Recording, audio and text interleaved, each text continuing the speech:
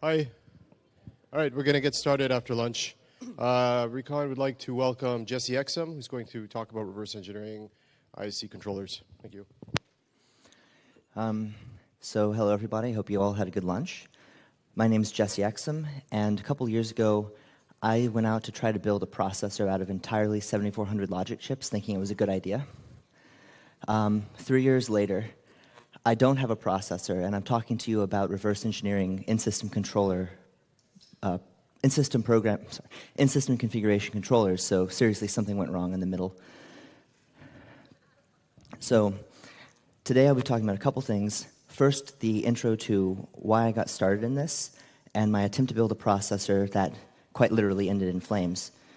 And then my work in reverse engineering the Digilent and Xilinx JTAG controller protocols and firmware, as well as some re-implementation of firmware and other things along that way.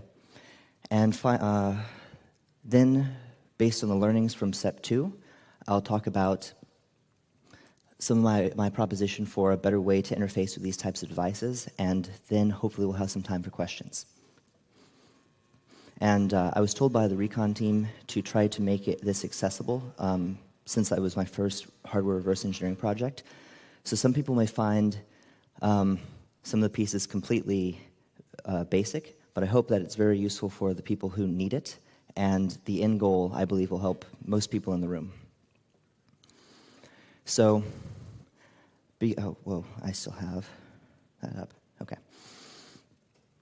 So, took a college class a couple years ago, and I learned about logic gates and decided that I wanted to build a processor with that.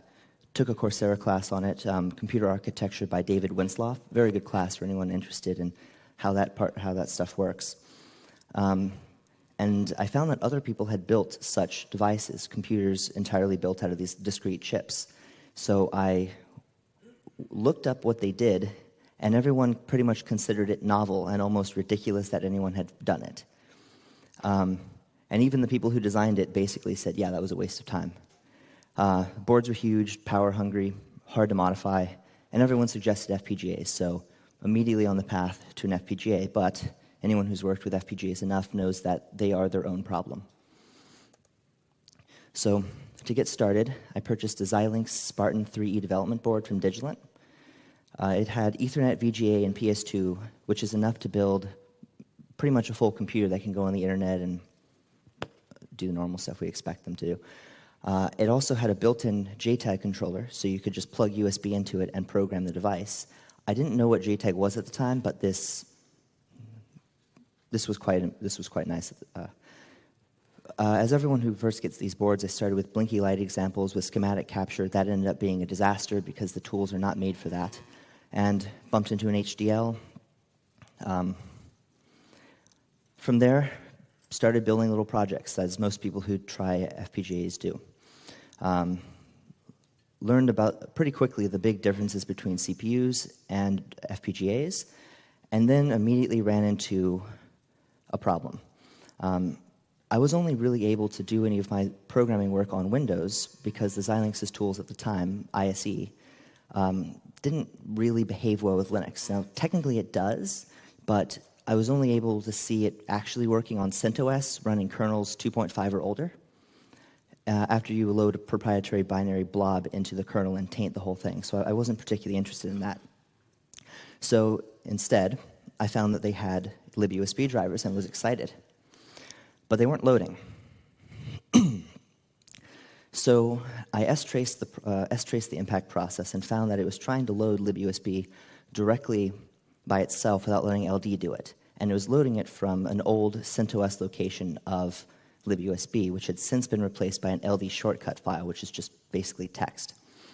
It was manually grabbing that file, importing it, and failing, of course. So I thought if I LD preloaded it, it would work. And it did, 1 out of 5 times, because of race conditions that were in the software. So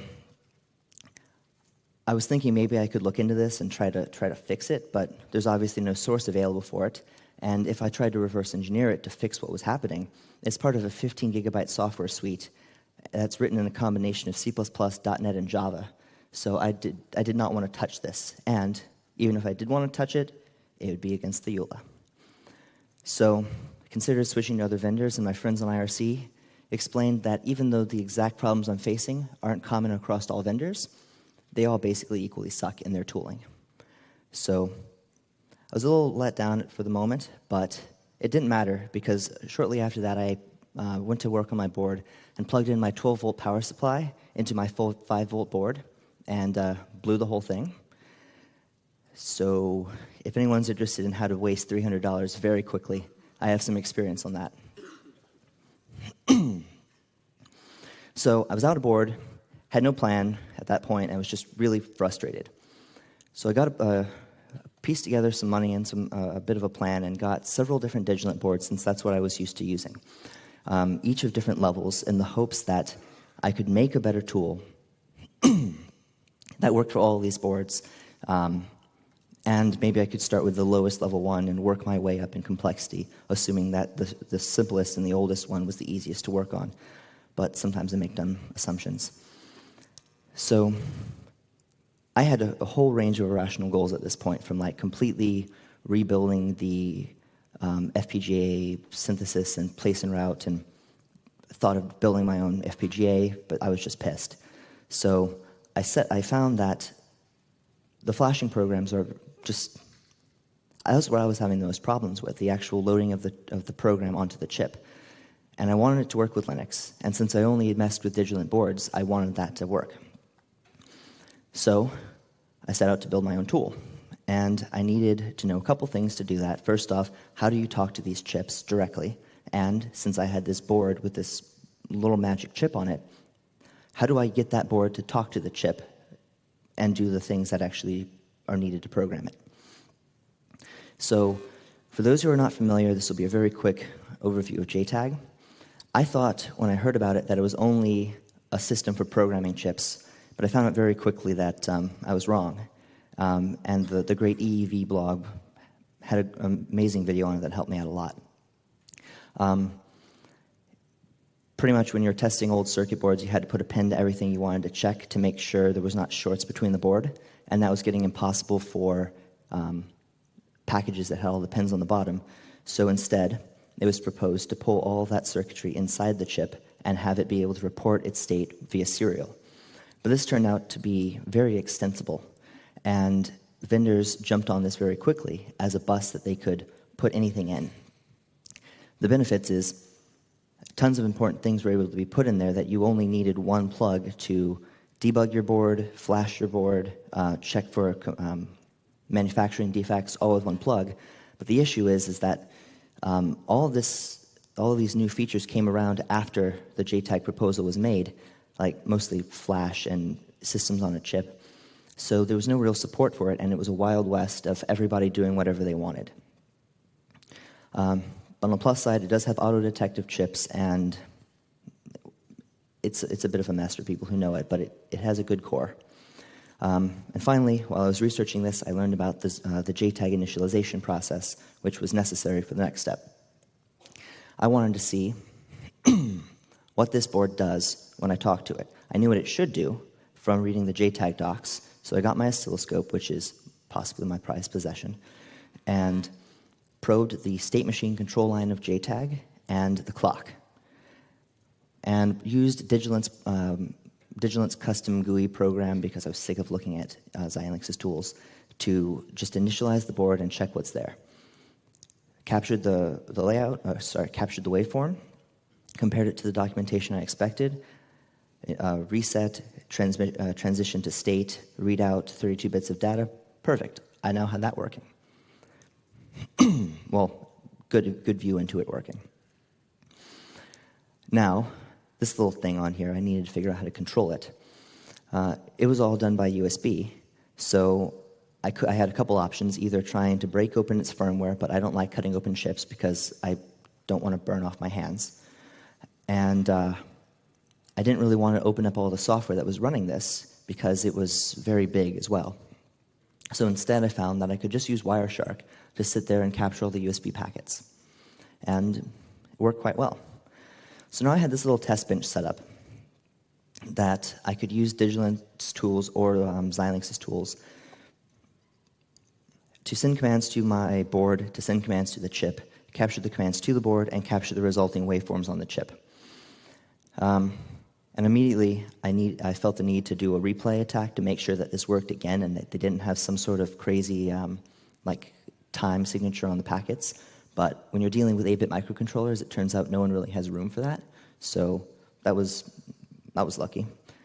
Replaying the packets worked fine. So now I should be able to make a program that does it myself. But first, of course, I need to know what they did.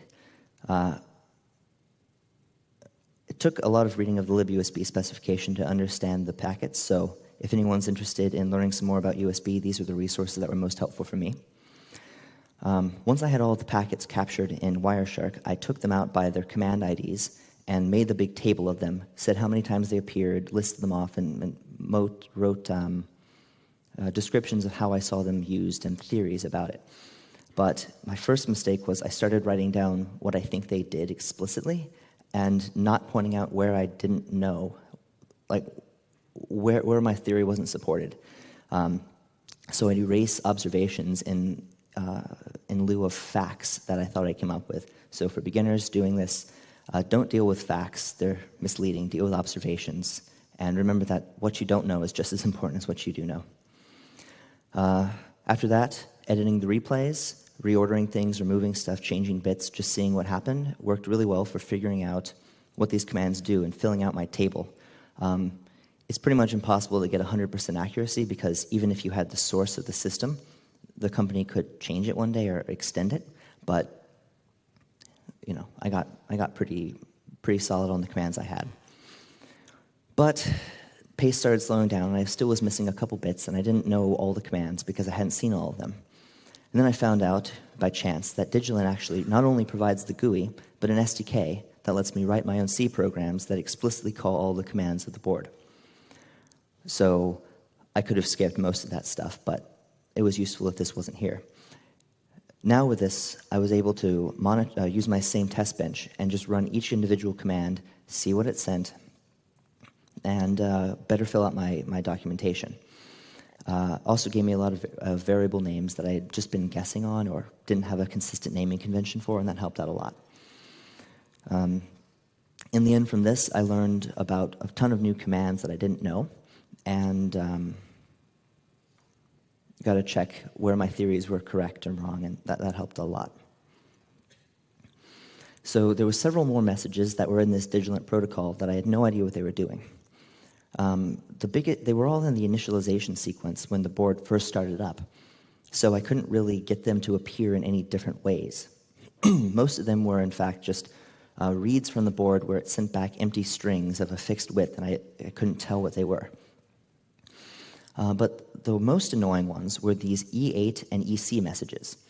I find the sequence would go, the computer would send the board an E8 message with a 2-byte random number that I didn't know where it came from.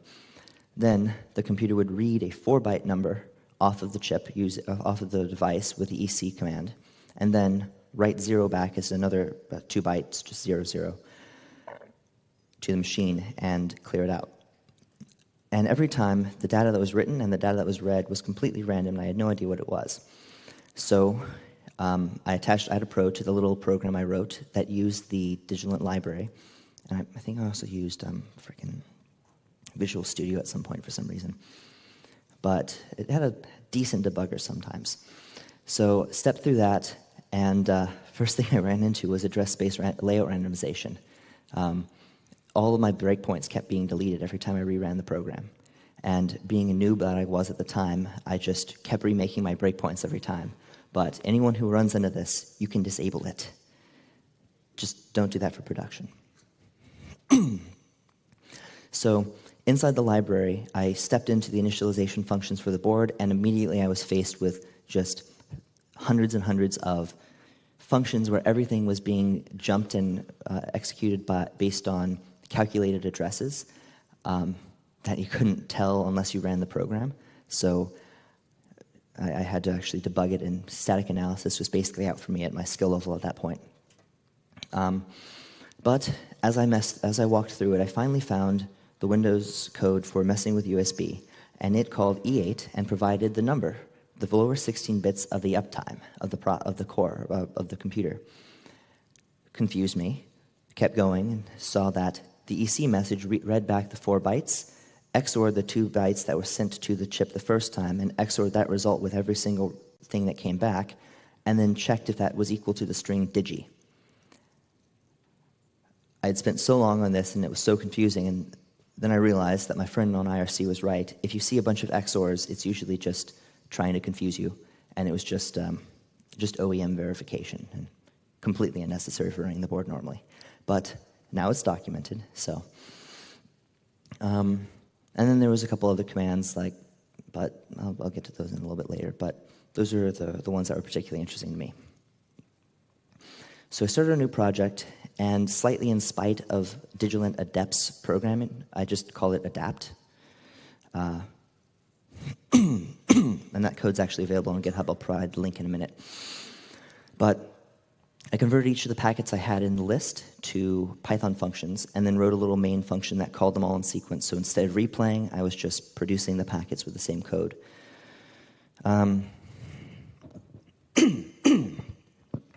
So with this, I was able to talk to the chip and send arbitrary JTAG commands to it, but this was far from programming it. Looking into how to program it, I ran into IEEE 1532, also known as the Boundary Scan Definition Language Specification, I guess. The motivation is because all those JTAG devices have such different control protocols for just common operations, since they were all extended in different ways by vendors a long time ago. Let each of the vendors produce a file for each of their chips that specifies the order of commands that you have to run to use the device. Seems pretty straightforward. You basically get a script of I want to flash it. Here's a big sequence of commands. And that worked out pretty well at first, but immediately there was issues because they actually weren't strict enough in their implementation of the standard. So I made JED parsers and BSDL parsers so I could load the data I needed to produce the file, and I started running into some confusion about how to actually flash the file. So I turned to IRC again, and Silicon Prawn's Dr. Andrew Zonenberg, who spoke here a while ago about actually working with the same chip that I had on my default board I was working with, the Xilinx Coolrunner 2. I presented to him my idea that I could just load these BSDL files and everything would work great, and he shot down my naive vision pretty much immediately and educated me about how it actually worked. In the case of this chip, yes, it's all specified in the BSDL files, but the JED file that you get is actually in a virtual memory space, and every single bit has to be translated to a new location and then loaded in line at a time. And those lines also had to be loaded in gray code order, which both of those things cannot be specified in the BSDL specification. So it's almost useless, which is a bit of a shame because it really tried. So it seems that a lot of more recent projects are just going class per chip and just ignoring the BSDL files outright. But whatever. So started writing the code. It flashed it. Everything worked, except sometimes it would be totally wrong, and I found out that bits that were supposed to be null and did nothing, had to set them to 1, because if I set them to 0, things randomly failed. It's great when you have hardware that you can't see how it works inside. So I got this one Digilent board down, and I wanted to see if the other boards were similar. Mostly my plan was that for each of the boards I had, I wanted to talk to the board and then be able to program the chips. So Spartan 3E, Spartan 6, etc. as I went up, assuming that would be pretty easy. Sorry. So for all the other boards I had, I hooked them up and ran the same observations on them and found that their protocols were basically identical. But there was one little thing that was weird. Every time these boards ran, these newer boards ran, they always seemed to have this A0 command being run. And there was like kilobytes of it, just tons and tons of these commands. So I did the thing anyone would do when faced with something kind of scary. I skipped it. And the board didn't work. Instead, it would reply to its name when you asked it, and another identifier like serial number, but it actually just wouldn't do anything. Then I tried rerunning the big capture of A0 messages, and it worked fine. At that point, I was a little too dense to realize it was firmware, but I picked that up pretty quickly after that. So I found that all the boards that were getting this A0 message had a different USB controller chip acting as the JTAG controller. And for the simple boards I had, it was AVR chips. But for the boards that... I don't know why that happened. But for the boards that were requiring A0 messages, it was always the Cypress Easy USB FX2 chips, which a couple people I've talked to here have all just gone, oh, yeah, that. So I didn't really want to deal with firmware at that time, and I'm like, well, I guess I'll go look at something else because I don't want to see this. So I turned to look at some of the other controllers that are available. Originally, I only went to target boards that had built-in controllers, but after talking to people, I realized that no one really uses that unless they're just testing something. And everyone who's really doing work has these controllers and plugs them in and does whatever they want or can reverse an existing machine with their controller. So I thought, okay, I'll add this to it. So I also found that there was often a single controller or more per vendor. And I purchased a couple controllers and went to use them with my chips and found that if it wasn't Xilinx, it wasn't working with the Xilinx chips. I started looking in why there was no descriptions on how to do that. Found out it's entirely because the same lack of documentation on these Digilent boards affects these controllers. And the only people who have that documentation are the companies that make it, and the companies that make it only want to support their chips. So the end result is you can only use a controller and a chip and a piece of software together if it all has the same brand name. Which felt ridiculously silly to me since it's all based on standards, just with extra little layers of crap wrapped around it. So, I don't know, I just don't think that, I don't think a fashion statement's what we need in engineering. This actually took me like an hour to make, so and when I considered cutting the slide, I'm like, there's no way. So, this type of lock-in only benefits vendors, because if Xilinx is selling their controller and it's $200, it's the only one that'll work, well, you have to pay $200. If you're a company, you probably don't mind it, but if you are a hobbyist or a reverse engineer trying to break open an Xbox or something, then it can get quite expensive quite fast. So, because I had Xilinx chips, and I was able to watch the Xilinx software talk to the Xilinx chip over the Xilinx box, all parts of the outfit matching, I decided to buy a Xilinx controller, one from China, way cheaper, and start with that. So this is the Xilinx platform cable USB, which for some reason has USB on the end, but I never was able to figure that out. So I monitored the programming on Windows because that's where it worked, and I had some problems replaying the packets. So I plugged it in, hooked up the monitoring stuff, captured the packets, cool. Ran it in Linux, didn't work, wasn't responding. So I went back to Windows and I monitored the packets that went to it since it was plugged in. And I found more A0 messages. I opened up the box and looked at it, a freaking Cypress Easy USB FX2. They are literally everywhere. So at this point, it was clear I needed to start messing with firmware. Just a brief introduction so people know how this guy works. These chips usually are only programmed with their USB device ID and vendor ID. They appear to the computer and say, hi, I'm this, and the driver will take it and say, an uninitialized device. Send it A0 messages, tell it to turn on. That'll disconnect itself from USB, turn itself back on, and appear as a different device. And the purpose of this is that you always have the firmware that works with your driver. You never have to deal with legacy or incompatible versions. So every time this thing plugged in, you had to flash it with the firmware. And that's the role of the Xilinx kernel driver that only worked with Linux 2.5. So I wasn't interested in that, and I looked for a more open solution. And I found FX Load, which is an open tool that is able to talk to these FX chips and send them information over USB to flash them. And I hooked that up with UDEV with some rules that I have documented on my GitHub, so that when you plug it in and you take the firmware file out of the Xilinx repository tree thing and put it in a location. You plug in the device, light turns on, it's flashed with its firmware. So now I could work with it in Linux. Now I could start messing with the protocol and seeing what I could do. First thing to note is that it's very different than the Digilent protocol. The Digilent protocol had, JTAG has 2 wires that you mostly want to write to and 1 you want to read to in a clock.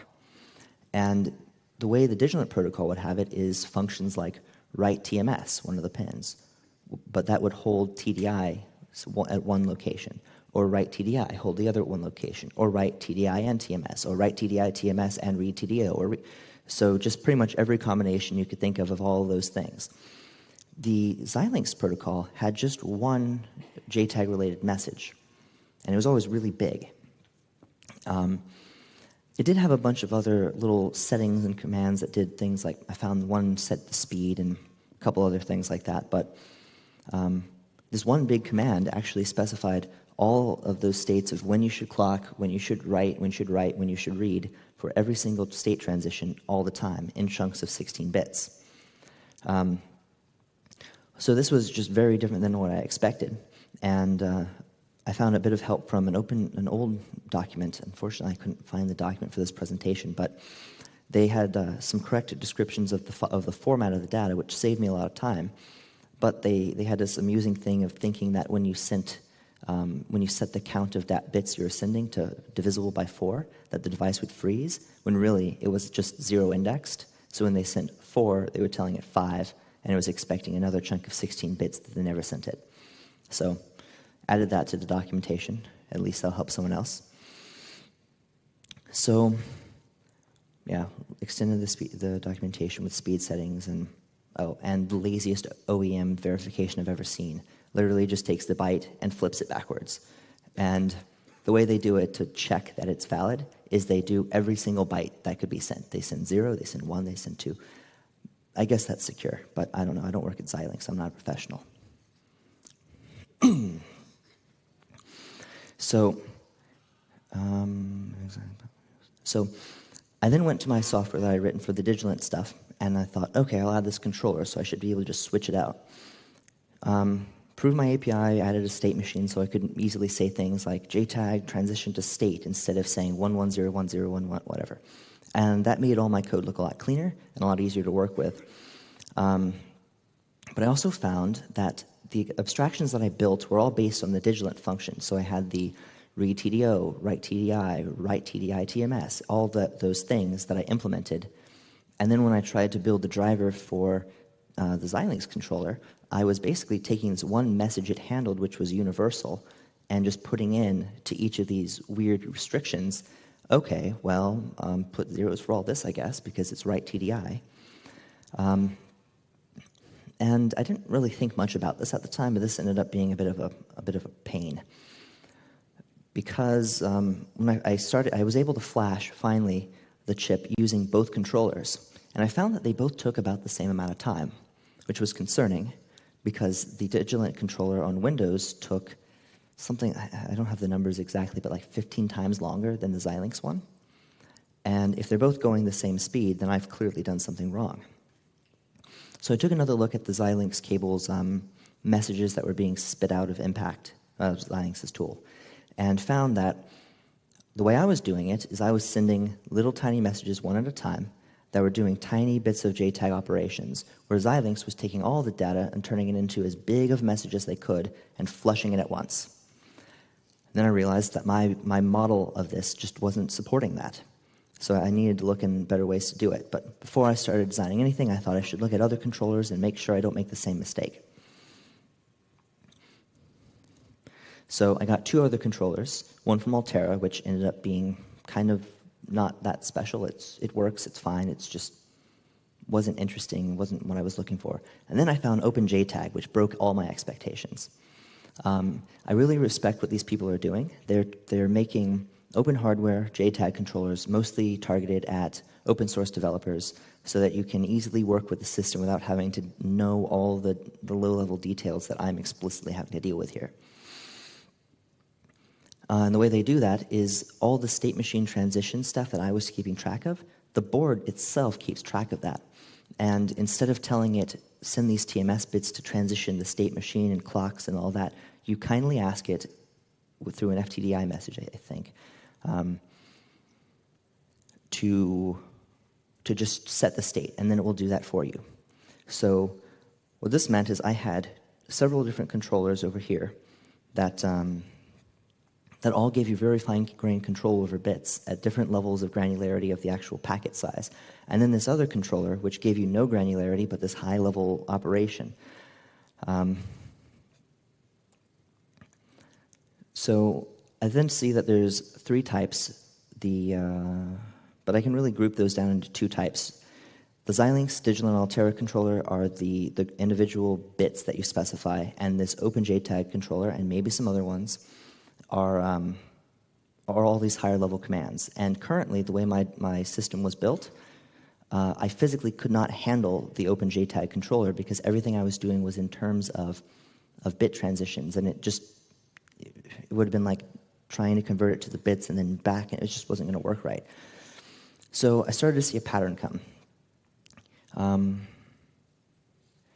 There's these four types of stuff, like higher level operations, like flashing the chip, individual JTAG operations, like writing individual commands, which are made up of state machine control changes, which are made up of bit manipulations, and so on. Chip control easily resolved to read writes easily resolved to state machine changes, state machines to JTAG pins, and etc. But it doesn't go backwards. So it started to feel like it was a compiler, and that maybe I could write some sort of grouper, compiler, optimizer thing for this. So I did. This actually goes in order 0, 3, 2, 1, but I liked that better when I was building it. And purple refers to read barriers, where it actually needs to get data back to do something to determine what to send next. So the packet actually has to be sent there and flushed. So at the top, if people, I think, actually you can't see that, cool. Don't really pay too much attention to all the bits at the top because that's not what this talk is for. But we can resolve it to the layer 3 right below it, which has the purpose saying read the first, reset and read the first ID of a device, check the second device ID, etc. Then enable the in-system configuration register, and then select the flash line and read a line. Now those are the operations that those bits above it describe. And we can resolve this down to a lower level. This can be send a reset command, then shift to the data register state, read a register, etc., etc. And we can lower that even lower to level 1 of write TMS data, write TMS data, write TDO. But those write TMSs, despite being two different logical operations, are really doing the same thing. So we can just group them. As you can see below it where the write TMSs coalesce. So by doing this, we're actually able to take several, you can see my mouse. We're able to take what would normally be like 1, 2, 3, 4, like 20 messages or something and convert it into here is 1, 2, 3, 4 messages, maybe 5. And for the Xilinx controller, since it had such a general purpose protocol, it was actually able to just be 3 messages. I tried this, and after building this system, and it ran as fast as the Xilinx programmers did, the Xilinx software did when using the Xilinx programmer. So very briefly on this, the point of it is to take all the commands that you're writing and using, and when you say, I need to transition this state, don't run it, add it to a queue, and flush it later. And the flushing happens, you have the option of resolving down to whatever messages the controller you have selected actually understands, and then an optimizer that does an optimization pass over it and runs it out. I didn't think at first that this would be worth it, but it turns out that the speed of messing with like a kilobyte of data and moving it around memory, even in Python, is significantly faster than the time it takes to send bulk packets to USB. So whatever optimizations we can do here will speed us up a lot. So I had that, and the system was working fast, worked well for multiple different controllers, and I was pretty satisfied with my results at this point. But then I went to show someone and remembered, oh, well, okay, let's see, you have to get this firmware, and then you have to get these JTAG files, and then you have to get this, damn it. You know what, you need to download the Xilinx tools so we can pull these 3 files out of them. And yeah, like literally the way you are supposed to get that firmware image is download 15 gigs of files to copy out a 21.8 kilobyte file, because that's how, you have to agree to their EULAs. So I was sick of this and wanted people to be able to use my work without having to bend over backwards. So I thought maybe we should just open source the firmware of these controllers. So first thing I did is, I don't know if this is actually right or whatever. I think I might have dodged a bullet, but the EFF has talked to me and said they'd help me out if I have any problems. Basically, I agreed to the EULA when I downloaded the tool, but I didn't want to open up their firmware files, so I did a Google search for their firmware file name and found all sorts of FTP repositories just lined with old versions. So, don't know enough about the law to know what that matters, but at least I feel like I kind of did. Well, whatever. I'll put my email later, and don't email me Xilinx. So, now that I had a firmware file, and I knew roughly what the FX2 was, which I'll get in a bit, but anyone who doesn't know, it's an 8051 microcontroller from like 85 or something. I found a schematic of the actual controller box I had on some German site. It was kind of awesome. I don't know where they got it, but I'm really happy they have it. So I had a schematic. I knew what the chips were roughly. And I already knew this, but the serendipity of this all is so weird. I was working with I was trying to program the Xilinx Coolrunner 2 chip, and it turns out the box I was using to program it has a hardware accelerator that is the same chip. So it's just FX2s and CPLDs of the same type all over the place. So I guess I should be thankful. And before we get into actually how the software works, I want to point out that the way this works for the hardware and why it's able to be so fast is that all the data that comes down through USB gets piped straight into the chip and moved over to a general purpose I/O like scripted interface on this chip, and it is able to run waveforms against in the FX2 chip, the USB one, and it's able to run waveforms with a state machine against whatever other chip it's attached to, in this case the CPLD. So it literally takes the 16 bits of data we send over USB in groups and takes one 16-bit group at a time, puts it on the 16 data pins, sets a mode, enables it, and clocks it until it says it's done. So the CPLD is actually doing the individual JTAG work, but there's still interfaces between the FX2 and the CPLD that's doing the hardware acceleration that we have to understand. Okay, I guess that's mostly that.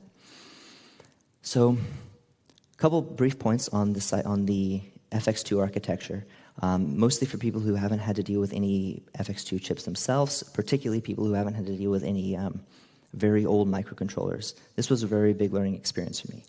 It's Intel 8051 based, which is Harvard architecture. There's been a couple talks on that, but no one really mentioned what it is, so I'll give a couple points. Separate memory spaces for code and data. Benefits is you can't overwrite code because you physically can't write to the code. It's separate memory space, and usually read-only.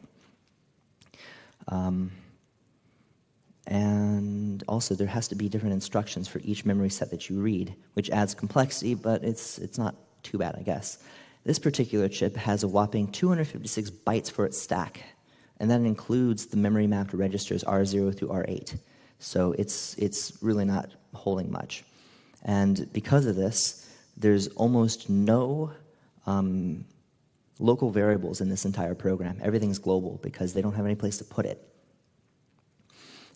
This chip is the old 8051 core attached to a USB core that takes up about twice as much space in silicon than it. And it is completely aware of how to talk USB itself, and optionally can pass data to the microcontroller through shared memory and with interrupts, which was very fascinating. I'll call it fascinating how they got the interrupts working. And then there's this GPIF waveform thing, which is that scripted state machine that you're able to pass it data. And you can literally take 32 groups of 16 bits or more and just say, okay, I'm going to put this in this buffer, get to that, go, and the processor can just do something else while the hardware runs through the state and does all these complicated requests. So I see why they used it. Oh, and because there's so much hardware, like acceleration stuff, writing to registers, triggering events all over the processor, reading the manual is absolutely necessary for this chip. So I loaded it into IDA Pro, and it's supported, the 8051 is supported by IDA, but it doesn't have decompiler support, which would have been nice, but it just meant I had to do a bit more digging to get stuff working. At the time I started this, IDA 6.5 did not have easy USB FX2 options when you're loading the ROM. You just had to manually map all the memory and specify everything, which took a couple hours at least. Luckily in 6.6 they fixed that and added a bunch more data, but they don't have all the support. There's the weird stuff they did with interrupts, but that just takes an hour or so it's not too bad. Codes binary blobs. Oh, right. Those lack of interrupts meant that there was tons of code all over the system that was just, or all of the file, that were just unknown blobs because they were jumped to from only one place, which was an interrupt that was not detected. So it just saw it as no entry point. So inside the firmware, oh, I already point that, whatever. I already said that already. So there was a lot of other blobs even after I got all of the interrupts working, particularly after this guy, which was really confusing to me. It's a call to a function that then immediately is followed by unusable garbage data. And I was very confused by this because I'm expecting it to go to the next function when it's done. And even more confusing to me, the code right after this blob were all stubs that were not referenced by anything. So everything seemed weird here. But yeah, so I opened up that function, and the first thing it did was pop twice off of the stack, which was very weird because nothing was pushed to the stack.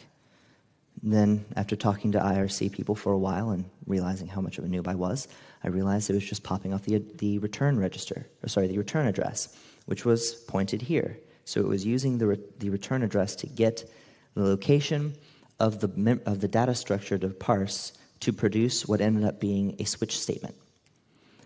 And there's a lot of this type of stuff on these old 8-bit architectures. This is part of the standard KL library for every time you do a switch. It builds this type of structure. Loops. Yeah, okay, I already said that. No surprise. Actually, the person who helped me with that is presented here a bit ago. He was pretty cool. Oh, shouldn't I answer that too fast? Serious function popped.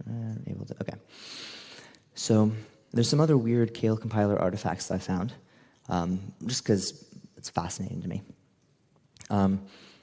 If you're trying to deal with a C pointer, C assumes you're in one constant architecture or one constant memory space, but that's pretty much impossible when you're dealing with these types of Harvard architectures with multiple different systems.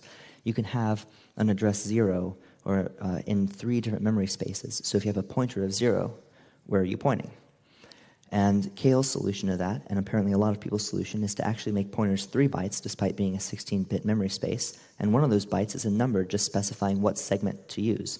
And then the pointers, instead of just being done with a move, are actually handled by entire functions dedicated to parsing the structure.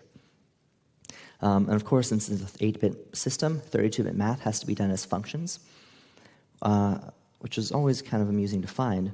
But there were some really weird places of seeing it do a 32-bit left shift, or right shift, 8 times, and then an AND operation on the low 8 bits to pull out the lower byte, when it's literally just 4 8-bit registers, and they could just grab the second register without, I think, 500 instructions.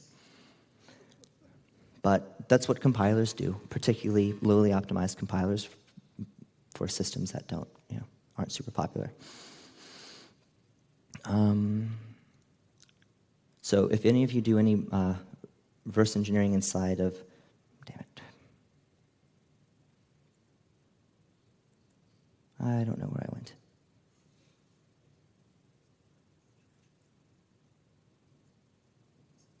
There it is. Okay, if any of you are doing any work in small chips, particularly old ones, and you haven't had a lot of experience with it, expect things to look like they make no sense, and usually that means it's either a compiler optimization or lack of optimization, or just part of the standard library that was handwritten. So looking through this code, I was able to find out a couple things about this controller. Originally, the Xilinx controller. Originally, I thought you could send a 16-bit register of how many bits you were going to transition in one packet. I found out that they actually hijacked an unused 8-bit field from one of the other USB fields, I guess, and actually made it a 24-bit register or count, which means that you can send up to 16,777,216 transitions in a single request to this controller. So if you have a system where you're writing to a large chip and you don't need to read back stuff to determine what you're going to do next, it's possible to program several controllers with one bulk USB message. So people tell me this controller is over-engineered. I am actually kind of a fan of it. So looking through here, I found some new commands and also found out how to initialize a CPLD upgrade system. So I haven't tried reading the firmware off that, but they probably locked it. It'd be nice to be able to free that as well. Auto-controlled statement, I already told you that too. So there was one more unknown binary blob in the firmware, and it was 716 bytes long. So in a 16-bit address space, that's actually kind of big. So I needed to look into this because all of the GPIF stuff that was loading the waveforms to talk to the second chip were reading from RAM addresses that were uninitialized when I looked at them statically. So I couldn't get anything out of it. So looked at the 761-byte thing, and here's the actual interrupt, the start function. It's split into two pieces. The green part is the main loop that runs for the entirety of the device running normally, and the red stuff is initialization. This big loop here actually referenced that large blob of data and looped over it, incrementing the address one at a time and reading the data out. So I took it and I implemented a memory space and a couple memory spaces in Python, just an array that could hold stuff, dictionary, whatever, and implemented this branching logic that's here in Python and copied all the bytes over to it. Ran it, and it extracted a bunch of data. It turns out they were doing this because in Harvard architecture, you can't initialize memory with the program because that memory has to all be written at runtime. So they instead compress it into code and run it. But again, because of magic compiler nonsense, I think they could have just kept it as code and run it directly out of code instead of compressing it here, but whatever the compiler wanted to do. So I took those blobs of data, and I wanted to understand how these chips were talking. So I looked up Cypress's website, and they actually have tools for developers to build these waveforms. And they can export the form as a C file, and you can import a C file of that same form to reproduce the waveform and work on it. So I produced a default one, copied in all the data I read out of one of the pieces used for the GPIF data structure, and loaded it in. And then I have the waveform that's actually used to communicate between the two chips. There's several of them, and they're used in many different places, in many different ways, but this is the primary one used for the standard JTAG operations, for writing bits to the system. Okay, so yeah, I have pretty much everything I need to start working on the firmware. I understand how the system works, understand how the chips are talking, I understand the USB messages, so let's go. Oh, I need to go fast on this piece. So, started assembling a tool chain, bought a couple boards because I didn't actually want to use this device for debugging because it has only a light out, and I didn't want to just blink lights at myself for debugging. It turns out I had to do that later, but I didn't want to do it early on. So I got a couple development boards, including Cypress's official development board, which they wanted to sell me for $600, but I found on eBay for like $150, so that was great. I used SDCC, the small device C compiler for this. Found a great library called FX2 lib by, I cannot pronounce that, but if you ever do FX stuff open source, it's very good. First tested just getting lights to blink, took forever to get the chain working, started getting USB in there. USB to descriptor tables are awful. I don't like working with them, but they're necessary. Finally got USB messages working where I could send stuff and turn lights on and off. Got debugging over serial working. Made the basic commands for the controller. Was pretty satisfied with this. And then started working on the actual device, which, of course, had the problem of only having a blinking light and USB commands. So there was a couple points where I was running code and having it blink at different speeds to tell me what part it was in the code. Thank you. No debugging and whatever, normal debugging stuff. The end result is it actually worked, and I have an open source version of the Xilinx FX2 firmware that you guys can use if you want, as well as documentation on how to use it. I think this is pretty cool because I see a lot of people doing things like buying bus pirates and other tools for various things, but a lot of people will have these types of controllers, and these guys can actually just talk JTAG or SPI with these commands, and all you have to do is know how they work and have the firmware. So there's a couple pieces I need left on this. I have a couple unknown commands. This piece over here is the JTAG operations. This piece right here is magic, and it doesn't seem to do anything. It literally is reading addresses from parts of RAM, what seem addresses from RAM based on the things, the messages that you send in through USB. So I think it's a huge debugging structure, but I'm not sure. So I need to add some tests to it since I haven't really written stuff for hardware. I haven't had experience writing tests for that. Found out that the JTAG commands actually are the same as the SPI commands after dealing with impact again. I went back to my docs after 6 months because I had a job, and I read them, and I went, I hate me. And then I rewrote them all. And then I went back another 6 months later, and I looked, and it just keeps repeating. If you guys go and look at them, please be gentle. They work, but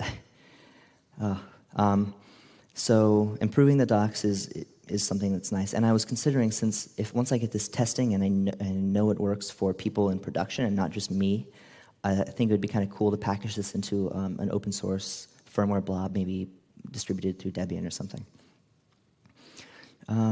Okay, so super quickly, I opened up the Atlas test board from Digilent and got its firmware by reading the stuff sent over USB with Wireshark. Decompiled that, figured out a bit of how it worked, but I didn't implement the stuff yet. There's some cool features in there. So to very quickly run through this, the firmware in docs is a lot of fun and really useful, but I think the JTAG compiler thing that I came up with is actually going to be more useful. Particularly with open source tools, because tools like OpenOCD and AVR Dude and other projects all implement their own controller support, and it's all completely unique and incompatible with each other, and they don't all have the same controllers, and they build it the first way I did it, where it's completely unable to take control of the hardware, take advantage of the hardware. So if you buy Xilinx's new $200 controller, it's going to behave just as well as the one you bought for like $5. And I believe this is because the focus of open source tools and proprietary systems are different. The open source people just want it to work because they're trying to get something done. They just want to be able to plug it in and it work, and it doesn't matter how slow it is because they're doing it for free. But the proprietary tools want to be able to say, we're the fastest, so they put all the work into that. But since they put that work in there, we should be able to utilize it too. And as for OpenOCD, it's an amazing tool, but there is a lot of technical debt as anyone who's messed with it. It's open on-chip debugger, but many of my friends refer to it lovingly, I promise lovingly, as force obsessive compulsive disorder because of the ridiculous amount of configuration options you have to provide it to get it to work. And we shouldn't have to deal with this because this software was originally written in the early 90s, and now we have like auto-detective USB and Avahi for detecting over network and all this stuff that should just detect these devices. And yeah, so my proposition is that we build up a library that actually does the stuff I was talking about of compiling down the commands, and probably in C++. I have all the specifications how it should work. I just need to get someone who's interested and willing to talk with me through this so I can design the interface of the actual API. But it should be able to optimize the controllers the way I showed. It should, I have no idea what common interface means. Well, it should be able to come with its open source firmware, and programs should be able to individually access each layer. So if you want to send direct messages to the low-level layers to get exact control, by all means, you can. Send higher messages, it'll compile down for you. And of course, there's a bit of a problem if you try to send low-level messages to a higher-level controller. It just won't, but that's the price you pay. And if we have this library up, new projects like some stuff I've seen from Project IceStorm and anybody who wants to build new systems to program certain types of chips don't have to think about controllers at all. They don't have to build any abstraction for this. Oh, right, common interface was maybe we could have like common command line arguments for specifying this stuff that would just be passed through to the backend library. So every open tool that's working on this that uses this library doesn't have to deal with these controllers because none of them want to. They just want to program the chips. So yeah, questions I have on this is like, should it be a library or a service? Like pulse audio being a service. I know that's sometimes a dirty word. Figuring out what language it should be. Probably C++. I was thinking C because I thought maybe it should go in the kernel, but then I'm like, there's no real reason. And because these controllers are actually able to support more than just JTAG, which I probably should have mentioned earlier, that's why I call them in-system configuration controllers, because it works with JTAG and SPI and ISC and all these different things. We should have an interface that can grab these devices and present all the features they have, and you can grab the JTAG interface or the SPI interface, and it would just work. And yeah, so if anyone is interested in that and either wants to talk to me about it or is interested in using it or integrating it into a product once it's actually working, I would absolutely love some talk about that, because I just figured out how it should be built. I just haven't built it yet. And since I have no time left, I want to thank, man, I can never pronounce this right, Danu Karu, for inviting me to come here and talk. Dr. Andrew Zonenberg for just helping me with so much with the Cool Runner 2 stuff. David Karn, who's here as well, for everything 8051 related he told me. John McMasters for helping running the Silicon Prawn community, and of course Silicon Prawn for being a great community. And then lastly, my good friend Matt Karpelis, who helped me turn this talk into a somewhat coherent thing instead of an autistic mess. And my girlfriend Caitlin, who listened to every version of this talk. I'm so sorry to her. And all my friends who gave me inputs and helped me actually get the proposal ready and working. So that is it. And I would say questions, but I think I'm out of time.